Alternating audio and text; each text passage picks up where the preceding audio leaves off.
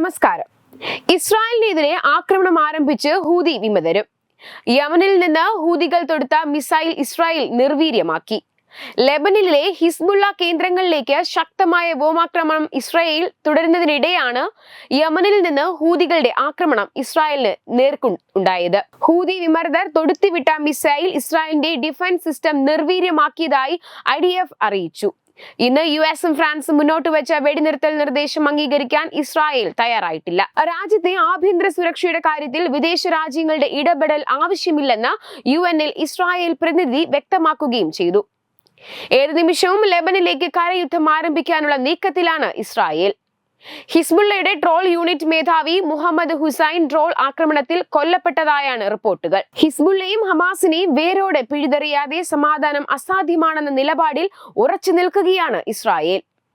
പുലർച്ചെ ടെൽ അവിവിന് നേർക്കായിരുന്നു ഹൂതികൾ മിസൈൽ തൊടുത്തുവിട്ടത്. ഹിസ്ബുള്ളക്കെതിരെ ശക്തമായ ആക്രമണം തുടരാൻ പ്രതിരോധ സേനയെ IDF-ന് ബെഞ്ചമിൻ നെതന്യാഹു നിർദ്ദേശം നൽകി. അതേസമയം ലെബനനിൽ ഇസ്രായേൽ വ്യോമാക്രമണം ശക്തമായിരിക്കുകയായിരുന്നു.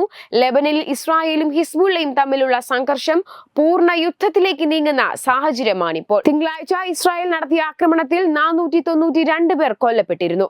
ഹിസ്ബുള്ളയെ വേരോടെ തുടച്ചു നീക്കാനാണ് ഇസ്രായേലിന്റെ നീക്കം. 2006-ലെ ഇസ്രായേൽ ഹിസ്ബുള്ള യുദ്ധത്തിന് ശേഷം ഇത്രയധികം പേർ ആക്രമണത്തിൽ മരിക്കുന്നത് ഇപ്പോഴാണ്. 1000-ലേറെ പേർക്കാണ് പരിക്കേൽക്കുകയും ചെയ്തിരുന്നത്. ഇതോടെ സർവശക്തിയോടെ തിരിച്ചടിക്കുക, ഹിസ്ബുള്ളയെ തകർക്കുക എന്ന ലക്ഷ്യത്തിലേക്ക് നീങ്ങുകയാണ് ഇസ്രായേൽ.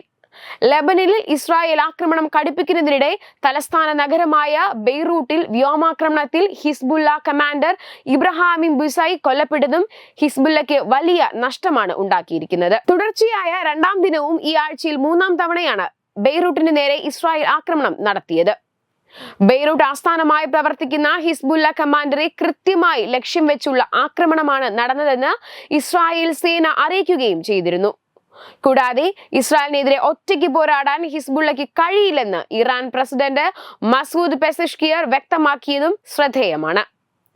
ഈ സാഹചര്യത്തിലാണ് ഇപ്പോൾ ഹൂതി വിമതരും ഇസ്രായേലിനെതിരെ ആക്രമണം ആരംഭിച്ചിരിക്കുന്നത്. വെബ് ഡെസ്ക് തത്തുമൈ news. Powered by Jyotis. Realizing your dream home.